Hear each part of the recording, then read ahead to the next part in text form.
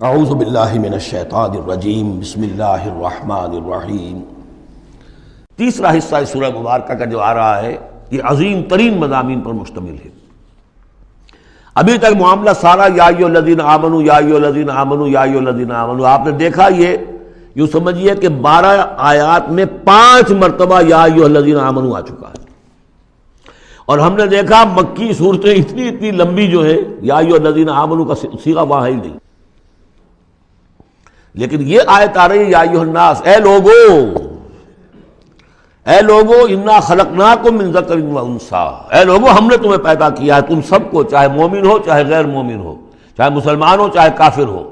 تم سب کو ہم نے پیدا کیا ہے من ذکر و انثی، ایک مرد اور ایک عورت سے۔ حضرت آدم اور حوا کی اولاد ہو تم۔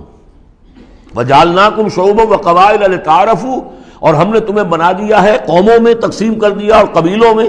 تاکہ ایک دوسرے کو پہچانو۔ یہ رنگ کا فرق، نسل کا فرق، اور یہ شکل و شباہت کا فرق، یہ جو بھی انسان کے نقوش ہیں ان کا فرق، زبانوں کا فرق، یہ قوموں اور قبیلوں میں جو فرق اور امتیاز ہم نے ڈالا ہے تاکہ پہچان سکو۔ سارے انسان ایک ہی رنگ کے، ایک ہی شکل و صورت کے، ایک ہی معلوم ہوتا کہ سانچہ ہے فیکٹری کا، اسی میں سے سب بنے چلے آ رہے ہیں، ایک ہی زبان بولتے تو پہچانتے کیسے ایک دوسرے کو؟ یہ سارا ہے صرف پہچان کے لیے، یہ نہیں ہے کہ فلاں نسل اعلیٰ ہے، فلاں گھٹیا ہے،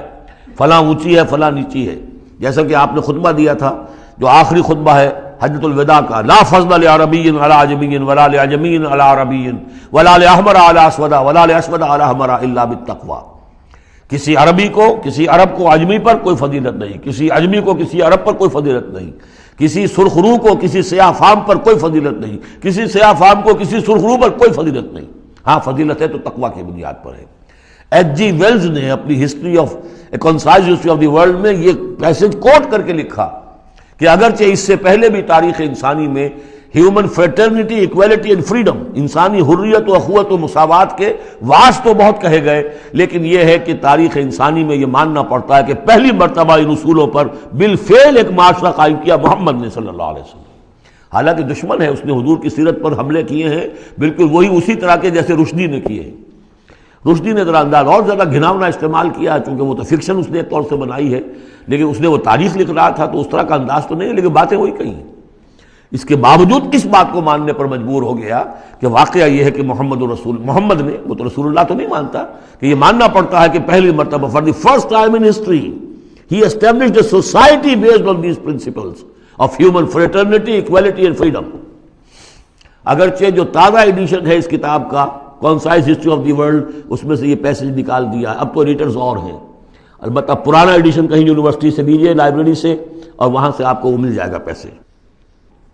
یا ایھا الناس انا خلقناکم من ذکر و انثی وجعلناکم شعوبا وقبائل لتعارفوا، یہ تعارف کے لیے، ان اکرمکم عند اللہ اتقاکم، یقیناً تم میں سب سے زیادہ باعزت اللہ کے نزدیک وہ ہے جو سب سے بڑھ کر متقی ہے۔ ان اللہ علیم خبیر، یقیناً اللہ تعالیٰ سب کو جاننے والا اور باخبر ہے۔ صدق اللہ العظیم۔